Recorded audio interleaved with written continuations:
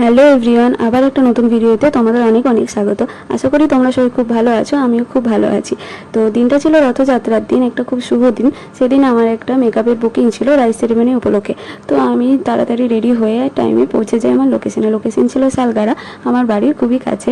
তো আমাকে যেরকম টাইম দিয়েছিল আমি টাইমের মতো পৌঁছে যাই। কিন্তু আমার যিনি ক্লায়েন্ট ছিলেন তিনি একটু বসতে লেট করেন, বিভিন্ন কাজ ছিল।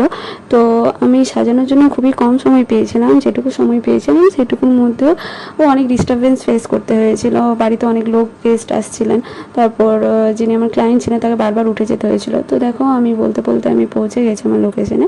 তো আমাকে রিসিভ করতেও চলে আসে। এখানে আমি সব আমার জিনিসপত্র নিয়ে রেডিও থাকি, ওয়েট করছিলাম কখন আসবে।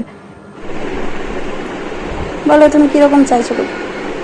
আমি সিম্পল মেকআপ নেবো, পার্টি মেকআপ, নর্মাল, মানে মানে বেশি করবো না, বেশি হেভি না, লাইট না, একদম আমার স্কিন টোনের মতোই করবো। আচ্ছা ঠিক এরকম মানে মাস্কারা দেবে না, কাজল, মাস্কারা, আইলাইনার শ্যুট করে না, ওগুলো নেবো না। আচ্ছা, মাস্কারা কাজল এগুলো শ্যুট করে না তো? না, জেল লাইনার দিতে পারি তো? হ্যাঁ, জেল লাইনারটা দেবে।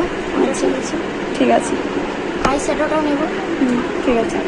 তো তোমরা যেরকমটা শুনলে, ও কাজল লাইনার এগুলোতে অ্যালার্জি আছে, তো এগুলো আমাকে দিতে বারণ করেছিল। লাইনারটাও খুব কম নিতে চেয়েছিল। তো ফাইনাল লুকটা নিয়ে চলে আসছি। তো এটা হচ্ছে ওর ফাইনাল লুক। তোমরা জানিও কেমন হয়েছে লুকটা। আমি খুবই কম সময়ের মধ্যে লুকটা কমপ্লিট করেছি। হেয়ারস্টাইল করারও সেরকম টাইম পাইনি, খুবই তাড়া দিচ্ছিলো বাড়ির লোক। তো তোমরা দেখে জানিও কেমন হয়েছে। ভালো লাগলো অবশ্যই একটা লাইক আর কমেন্ট করে দিও।